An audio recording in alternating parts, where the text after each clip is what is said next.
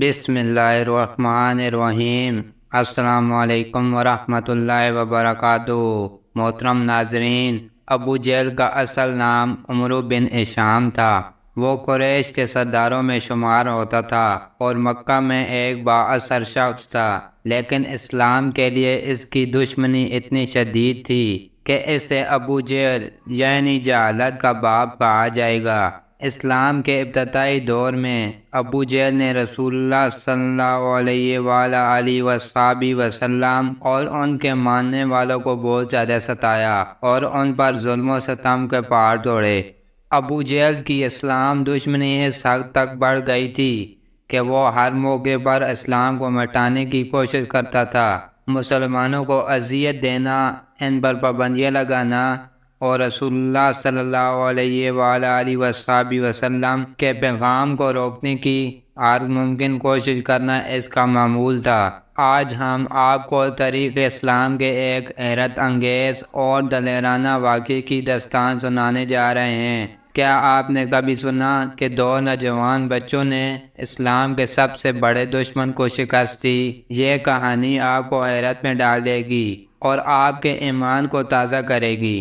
حضرت عبد الرحمن بن عوف رضی اللہ تعالیٰ عنہ مشہور اور بڑے صحابہ رضی اللہ تعالیٰ عنہ میں ہیں۔ فرماتے ہیں کہ میں بدر کی لڑائی میں میدان جنگ میں لڑنے والوں کی صف میں کھڑا تھا۔ میں نے دیکھا کہ میرے دائیں اور بائیں جانب انصار کے دو کم لڑکے ہیں۔ مجھے خیال ہوا کہ میں اگر قوی اور مضبوط لوگوں کے درمیان ہوتا تو اچھا تھا کہ ضرورت کے وقت ایک دوسرے کی مدد کر سکتے۔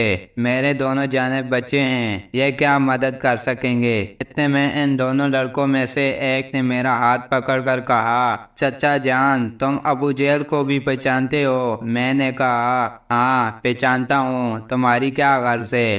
اس نے کہا، مجھے یہ معلوم ہوا کہ وہ رسول اللہ صلی اللہ علیہ وسلم کی شان میں گالیاں بکتا ہے۔ اس پاک ذات کی قسم جس کے قبضہ میں میری جان ہے، اگر میں اس کو دیکھ لوں تو اس وقت تک اس سے جدا نہ ہوں گا کہ وہ مر جائے یا میں مر جاؤں۔ مجھے اس کے سوال اور جواب پر تعجب ہوا۔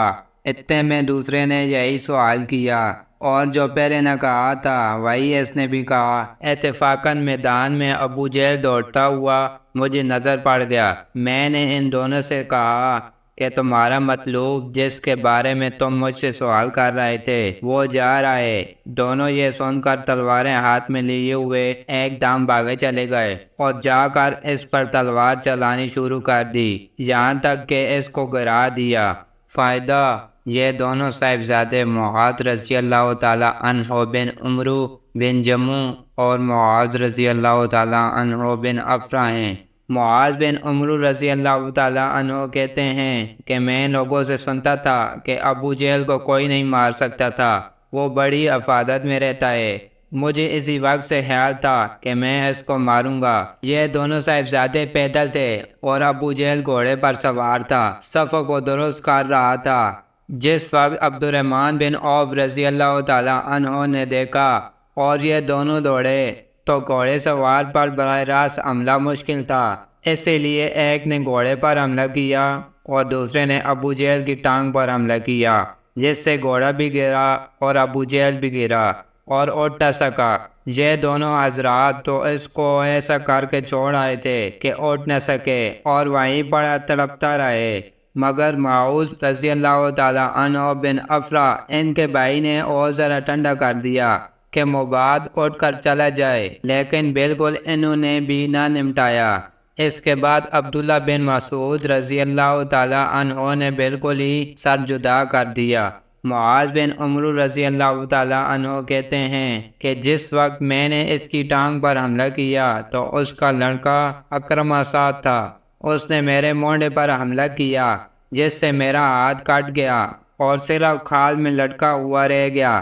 میں نے اس لٹکے ہوئے ہاتھ کو کمر کے پیچھے ڈال لیا اور دن بھر دوسرے ہاتھ سے لڑتا رہا، لیکن جب اس کے لٹکے رہنے سے دقت ہوئی تو میں نے اس کو پاؤں کے نیچے دبا کر زور سے کھینچا، وہ کھال بھی ٹوٹ گئی جس سے وہ اٹک رہا تھا اور میں نے اس کو پھینک دیا۔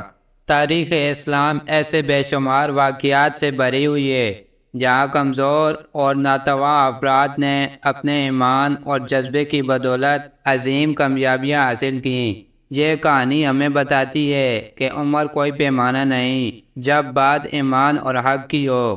اگر آپ کو ہماری یہ ویڈیو پسند آئی ہو تو ہمارے چینل کو سبسکرائب کریں اور اپنی رائے کا اظہار کمنٹس میں ضرور کریں۔ ملتے ہیں اگلی ویڈیو میں۔ السلام علیکم ورحمۃ اللہ وبرکاتہ۔